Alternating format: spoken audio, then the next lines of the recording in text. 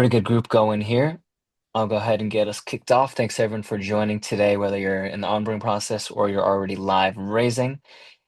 We're glad that you're here. I am Troy. I lead Founder Success here at Netcapital, and I work very closely with Paula, Eric, and team. We're always looking for new ways to help you all raise capital, starting with resources, some office hour sessions in the past. Maybe we get this started again, and now events like this, where we're always looking to bring in new experts to talk through their approaches to investor acquisition. Before we dive in, a few notes here. Please submit any questions in the Q&A function, and we'll do our best to answer them as they come in, or we'll hold off till the end. This webinar will be recorded and distributed afterward, and we'll also share the deck and more information about our guest. So with that, today's session is all about standing out in a sea of startups and how you can build credibility, even if you don't have too much traction yet. We're joined by Max here. Max is the founder and CEO of Credible PR, who's helped over 200 startups raise over 100 million with over 11,000 media placements over the last 6 years. I will drop his LinkedIn in the chat here in case you want to connect with him. Everyone, there it is. And founder and CEO of Credible PR. Credible PR is on a mission to help disruptive founders like you tell their story, get on stage, and get placed in nationally recognized business media like USA Today, and really to help build credibility and trust with investors before, during, and after you're in a capital offering. With that, Max, I will let you take it from here. Sweet. Appreciate the intro, Troy. And yeah, great to be here and meet you all. I can't see you, but I know you can see me, so that's exciting. Yeah, so I'm excited to chat today. Let me share my screen here. One You should have second. access.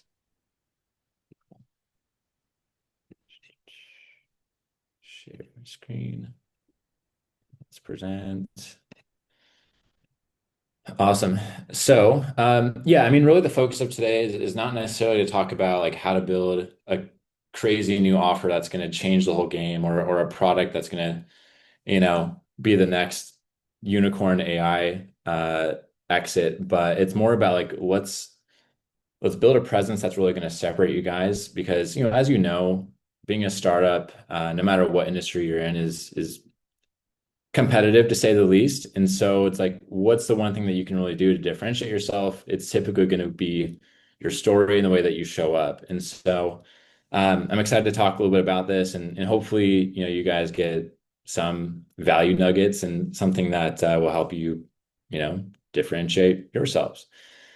So yeah, Troy explained a little bit about my background, but I'll dive into this a little more. So I've been doing entrepreneurial things since I was 15, so 15 years now, kind of crazy. Probably like maybe some of you, my first company was a clothing company. Very easy to start a clothing brand, super hard to scale.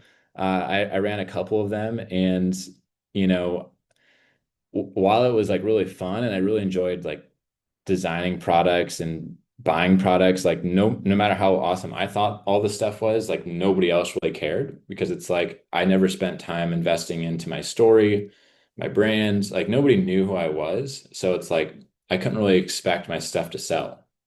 And so um after I ran out of money being a broke college kid, I was like, well, I probably can't run the clothing company anymore. So then around like 18, 19, I started an affiliate marketing company where that honestly taught me a lot about just how to communicate, how to create copy that's compelling, and like just like how to have the actual work habit needed to build a business. And then that shifted into me getting into the marketing agency world, which that happened probably around the time I was like 20. Uh, Start my first company was a lead generation agency in the solar energy space. Kind of random, but yeah, I scaled that first agency to around 30K a month within the first 6 months, and I think that taught me a ton about like how to sell, how to create compelling offers, and just like how to actually run a real business that generates like semi-real money.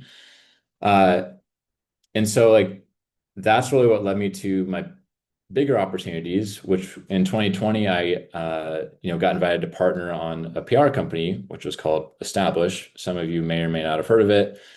Um, but the first couple of years of that company were very PR focused. Like we were helping lawyers, surgeons, financial advisors, like various professionals to get more online presence and build their brand. And then right around 2 years after that, we got partially acquired by Alex and Layla Hormozi, which I'm sure if you guys like consume any entrepreneur marketing educational content, you probably know who Alex Hormozi is. But he partially acquired us and basically said, "Hey, like you guys need to switch what you're doing." And then we started helping startups raise capital. And so our agency model fully flipped, but it was really interesting. I had to like relearn everything. And in that time, we helped raise around 100 million for over about 250 different founders.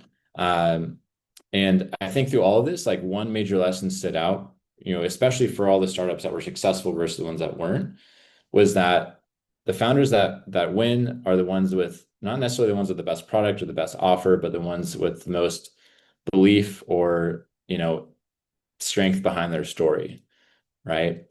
And so I think like a lot of this thinking for me around story and the strength of a story came from one of my first mentors, Sean Genovese. He's the owner of Dinosaurs Will Die Snowboards, which don't know if any of you guys like to snowboard, but I'm a big fan. And really like what he told me like, as I was kind of rewinding back to my clothing business days is like he's like, dude, Max, like don't waste your money on product before you've built brand and belief in your story. Because that's the only reason that his company is successful is because people liked what Dinosaurs Will Die was all about. They didn't necessarily care about the snowboards, but they liked like the whole story and like feel and vibe of what it was doing. And so ultimately he's like, okay, invest in your brand first. You want people bought into you want people bought into your story before they buy into your product. And so this whole advice like really became the foundation of everything that I've done since. And I think it's probably one of the most overlooked early stage, strategies that founders don't do. Because I think a lot of like what, maybe these are thoughts that you've had too around PR or just like marketing or branding is, oh, like we'll worry about PR or brand later. Or like we're so early, we have nothing to talk about. And like I get that. But you also have to think, okay, like if you guys are going out there and raising capital, whether privately or from, just individuals, investors are going to Google your company before they want to have a conversation with you or before they even think about, investing. They want to make sure that, you have some presence online, especially once you guys go to market. Prospects are going to check you out online. Once again, who would have thought? Like, I'm sure like your buying process is very similar to where it's like before you buy anything, and probably before you guys even worked with Netcapital, you checked them out online and wanted to make sure like they had a positive reputation. And so, and then same thing with partners. Like if you guys have a model to where you could have somebody reselling your product or your service, or even if you're trying to get into like major stores, um, they're always going to want to have those validation points. And I think the biggest thing to take away here is that you want to intentionally create your narrative and you want to control what people find about you online versus like not being intentional about it and then the narrative gets created for you, right? In the sense of like maybe you guys don't proactively put effort into your story and then one day you look yourself up and you have a bunch of negative reviews or people just posting things that don't help you, right? So you want to get ahead of that. And so in today's market, especially, visibility really is trust. And like everybody's decision-making process comes based off of like what they see about you online or just your reputation in general. A couple of fun facts for you. 68% of investors say a company's online presence affects their decision to invest or not. Kind of wild. That's over half of the investors that you guys talk to are doing due diligence on you, and that due diligence will ultimately affect whether they move forward or not. On the sales side of things, and I know this very well because I've only sold to B2B like my whole life, 75% of B2B buyers will research companies online before ever engaging in a conversation or buying from you. And so, like, and same thing with like think about hiring. Like, if you want to hire A players, top talent, they want to be associated with brands that have credibility and trust. So it kind of just all sums up to, like, if you have nothing on you online that's positive or credible, then it kind of looks like a red flag and it's going to create skepticism. And once again, I say this just from experience. Like, I've probably lost 1 to 2 million in revenue just from having no presence on myself early on in my journey. Like, people will literally say, well, like, I don't know anything about you. I can't find anything about you. Like, why should I work with you versus, someone else that has, more reviews or more presence? And I'm like, well, I guess you're right. Not really. I'd always fight for it, but you understand what I'm saying. So, uh, I guess before I go into this, do you guys have any questions on any of like the philosophical reasoning behind PR and building credibility? You can drop them in the chat if you do. If not, it's all good. We'll wait till the end.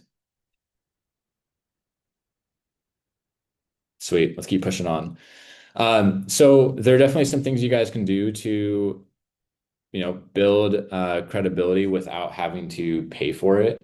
Uh, the very obvious one is using social platforms. And I think this is effective if you do it the right way. It's not effective if you're just like, hey, chat, make a social post for me on LinkedIn that talks about my founder story. I think everybody can see through AI now. So it's like you need to really humanize what you're saying. The most impactful LinkedIn posts that I've seen, and I'm sure you could agree, are the ones where founders are talking about their lessons that they're going through as they're building their startup, struggles they're dealing with. Oh, I'm working my job full time. I have kids. I'm also trying to raise capital. I'm also trying to build this product. Like, that's all stuff that's really relatable and ultimately will attract investors too, because once again, investors buy into a story more than they buy into, you know, what you're building. And so outside of that, like, there are some, you know, paid and non-paid resources. So medium.com is essentially it's a blog site where you can just like post thought leadership type articles, but they will rank on Google and they will help your SEO. There are some, if you guys want to take a little more time, you can pitch to like local and more like niche publications. So if you want to pitch your story as a company or your story as a founder, a lot of times it's easier to get into those smaller publications versus like a Forbes or a TechCrunch. Uh, Additionally, there are platforms like Haro or Quoted, which I'm sure a lot of us have heard of those. Uh, Basically, they're just platforms where journalists will post opportunities for a certain article opportunity, and you can reply back to that. Um, Otherwise, you can always, use the wire channels like Access Wire, PR Newswire, and submit a press release. That usually will cost somewhere between like a $500 to 1,000 or so, but it is still a way to get articles online. And I think at the very least, like, if you guys were to do nothing of this, you should at least build a profile around your business, which you can get a Google business profile, which is free. You can create a Crunchbase profile, also free. Same with Product Hunt. Inc. Entrepreneur Fast Company, you can basically apply to become a contributor at these publications. And you're not necessarily going to be writing about your company, but you can be writing from a first person perspective. And so that way, when people Google you, they'll at least see, oh, they have articles on Entrepreneur or on Fast Company. And once again, like, this does cost a little bit. I think it's maybe 2 or 3 grand for the year. But worthwhile. So with that, I feel like PR always has there are always questions around it, and so I want to address some of these things and once again, like, I'm happy to talk more about any other questions you guys have after we go through this. But around cost or investment associated with PR, like I've been in this space for, 6, 7 years now. And so I've worked with a lot of different PR companies, including like our own. And across the board, typically what I see is like any like one-off project will be between like a 2 to 10,000. Monthly PR can, range between like a 3 to 10K per month, just depending on uh how aggressive, you want to be. Obviously, like some of the top companies are spending like 50K, 100K a month and like really being aggressive. You don't necessarily have to do that though. Um, why should a startup invest in PR? I think this is a great question. Well, I mean, it comes back to everything we just talked about. Essentially, PR is going to build credibility and trust much faster than it's going to be for you to get customer or client testimonials or case studies. Like case studies, especially if you're not live and you're not generating revenue, like you may still have another year or so before you actually get those. And so versus if you leverage PR, like you can get articles out live for everybody to see within like the next couple of weeks, and that's going to essentially create the same level of trust that a testimonial or a case study would. PR on fundraising, how does it help? Well, I think from what I've noticed, especially my last company focused primarily on helping startups, is investors buy into a story and also like it creates this FOMO effect. Like if investors see like you're getting talked about over here, over here, over here, over here, that's going to create momentum, and it's going to just reinforce confidence that you are the right choice for them to invest in. When should startups start PR?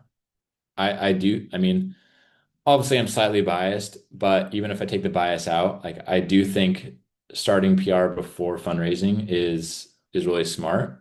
Um, I mean, just for the reasons that we just talked about, right? Like you want to create those proof points and that trust as early as you possibly can before the conversations even begin, because you want investors to see, oh wow, like they've already been talked about, they're already making moves. I think a big common question I get is like around PR and ROI and like people confusing PR with marketing, and PR is not marketing because the point of marketing is to generate leads. It's to generate new opportunities, whereas PR, the point of it is to build brand and reputation and like really what you're wanting to create here is attraction. Like you want to leverage PR and brand to attract people to you, and then you want to leverage marketing like running ads or doing cold outbound um, as a way to generate opportunities. And so when you have those two together, it's like this winning formula to where it's like, okay, you create a new opportunity, that person goes and Googles you, they see article, podcast, speaking, like, wow, I trust them. I'm going to go back and I'm going to buy. But if you don't have the PR and brand element, it's like they see the ad or they get the email, they look you up, there's nothing, okay, bounce out. I'm not going to move forward, right? And that could be for investors too.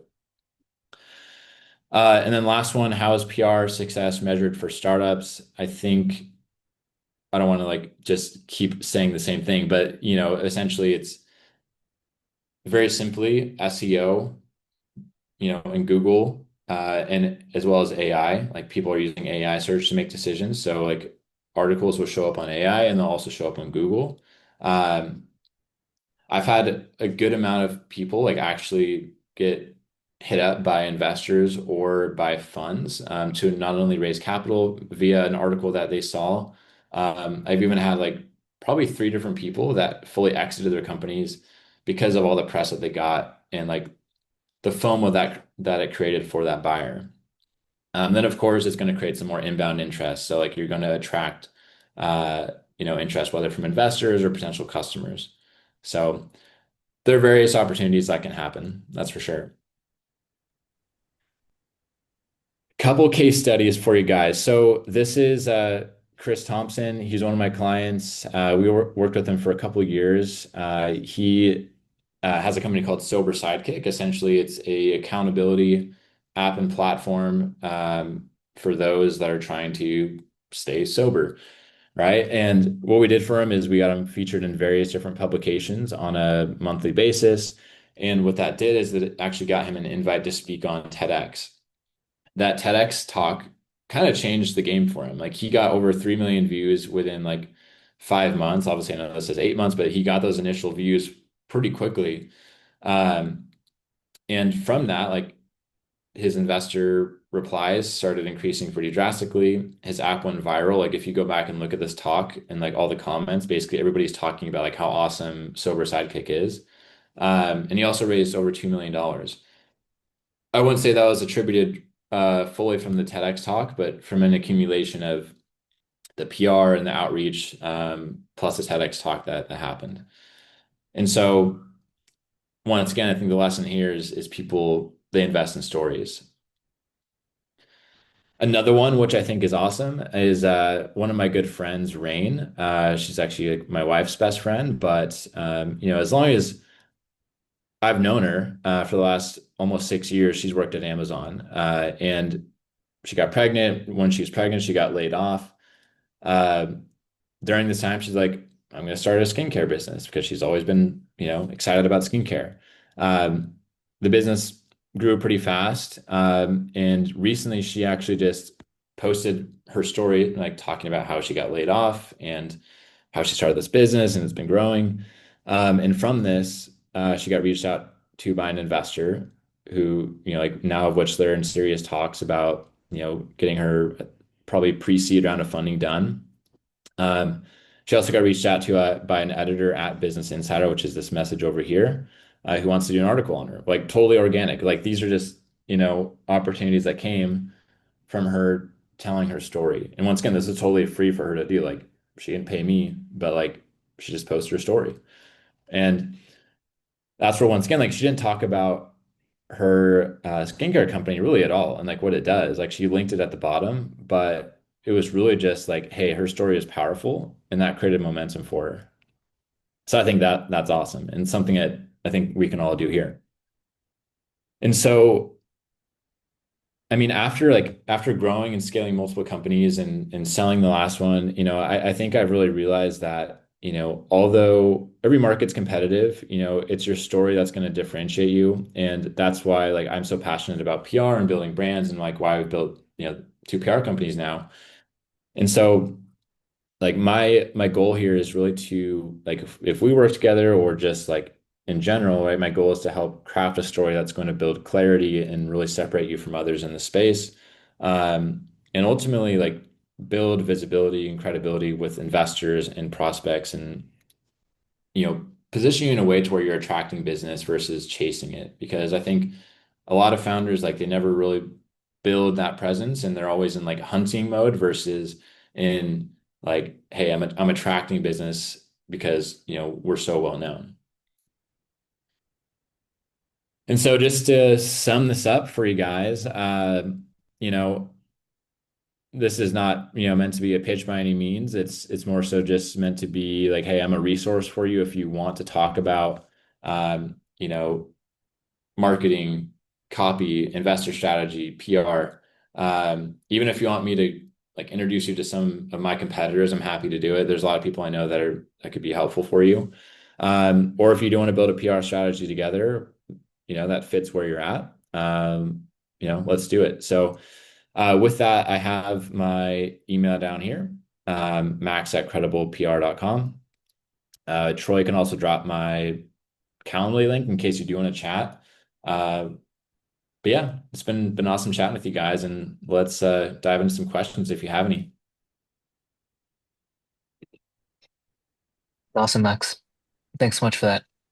As you were talking, I had a question that came up actually. Yeah. Maybe this isn't as popular now as it maybe was 4 or 5 years ago, but there is one of the main concerns that I've heard about engaging in PR Mm. um, is this idea that, oh, I don't want to put myself out there because others Mm. will see what I'm doing and they'll want to copy me. So, and to avoid that, I'm just going to build in stealth. I'm going to build in Mm. stealth until a certain point, whatever I deem that's going to be, and then I'll have this big launch, and then that's when all interest will come in. Yeah. So, what are your general thoughts on building in stealth versus building out in public, telling your story as you're doing it? What Mm. are your thoughts on um, the difference between Yeah. those two approaches?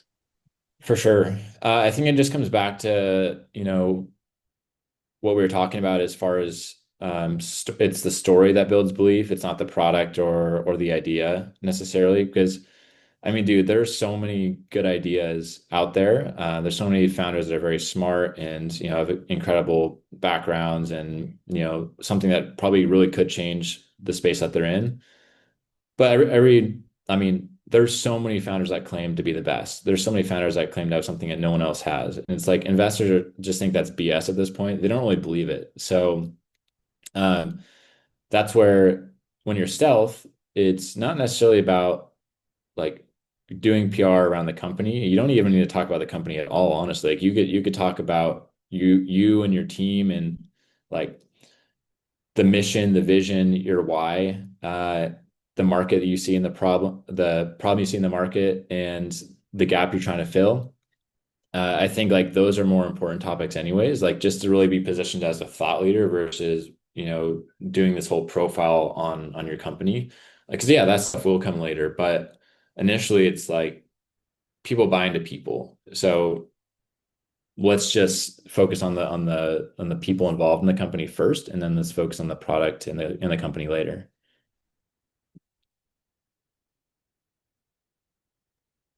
Thanks for that, Max. Of And then course. you talked about this a little bit before as well. If people wanted to get started on posting on LinkedIn, as an example, you think that the best strategy for them to start with is talking through their experiences as a founder, what they're going through, even their struggles. Would you say Yeah, that would be the best place to start with I building do. an online Yeah. presence? Yeah, I think so. I mean, I think it's a couple things. It's let me just even show you an example real quick.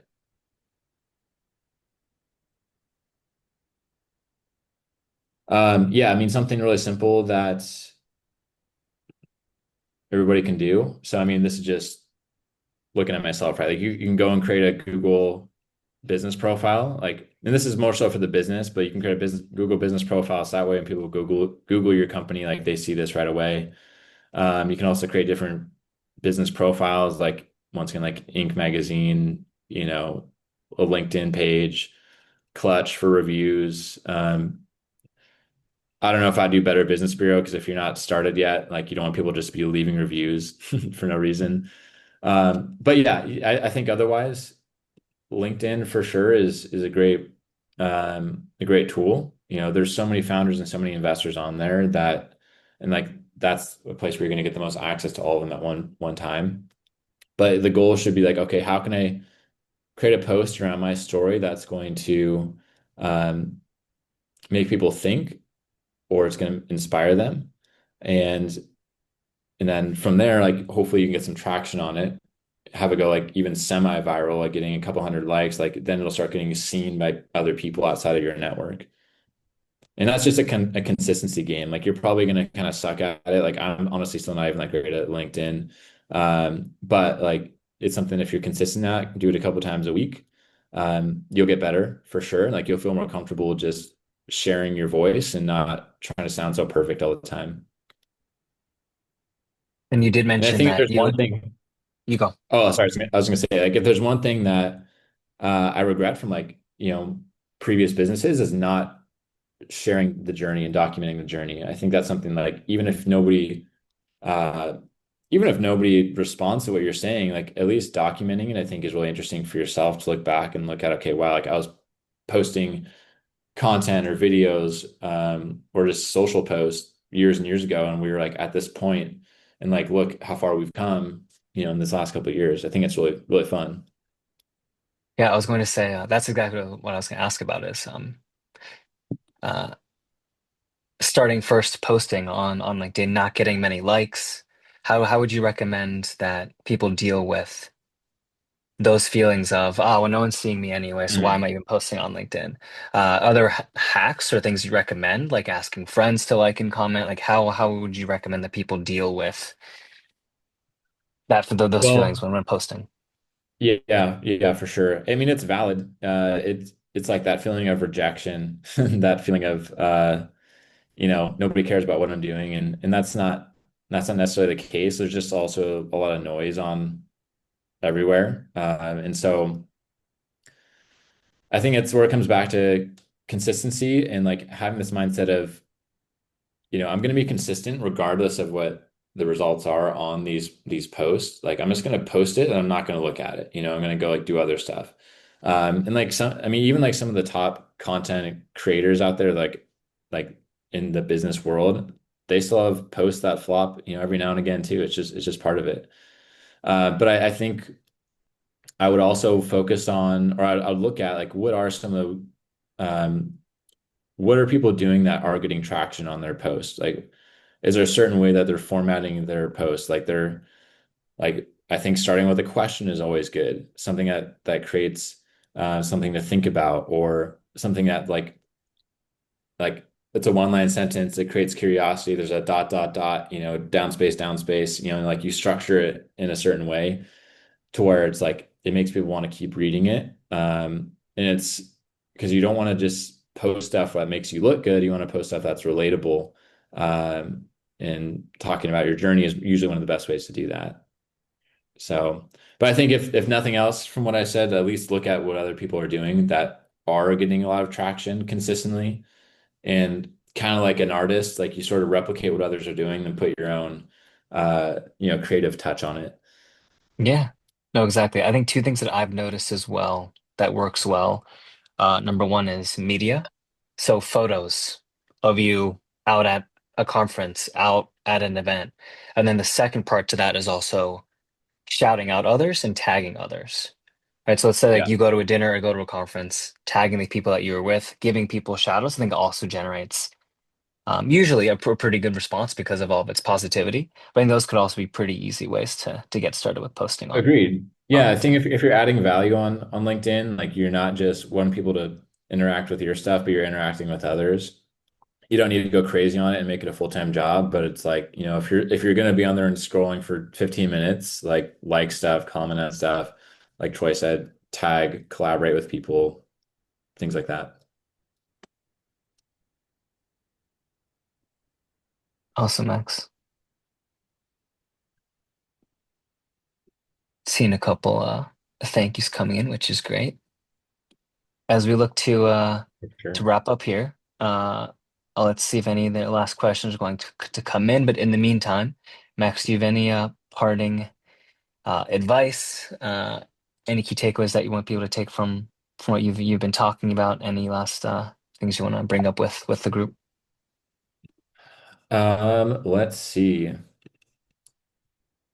Sorry, one second. I was just on a different screen and I lost Zoom, and now we're back. Yeah, well, I really appreciate the chance to connect with you guys and share a little bit about my journey and what I've noticed about PR. Once again, it's just my opinion and what I've experienced. Doesn't mean it's right or wrong. But I think there's a lot that you guys can take away from this, and hopefully you do apply to your startup and fundraising journey. It's a fun journey. It's a hard journey. And I think this is just a way to make it easier is to really work on enhancing your presence and your credibility because it's such an uphill battle to build a business in the first place. And one of the hardest things in the beginning and probably for your first year is going to be a lack of trust in the market. Like whether it's if you're B2B, prospects are not going to trust you. If you're trying to raise capital, investors will not trust you. So like do as much as you possibly can, even if you delay like product development and things to that extent, but you just really focus on your story. Um, you're going to get further ahead than probably a lot of your competition. So I'm here as a resource. Yeah, please get in contact with me or Troy, and we'll guide you every step of the way. I love it. Thank you so much, Max.